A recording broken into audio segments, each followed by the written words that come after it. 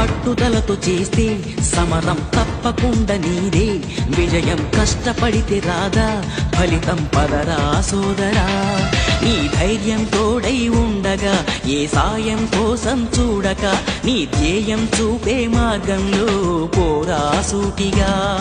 ఏ నాడు వెనకడుగేయక, ఏ అడుగు తడబడనీయక, నీ గమ్యం చేరేదాకా దూసుకుపోరా సోదరా.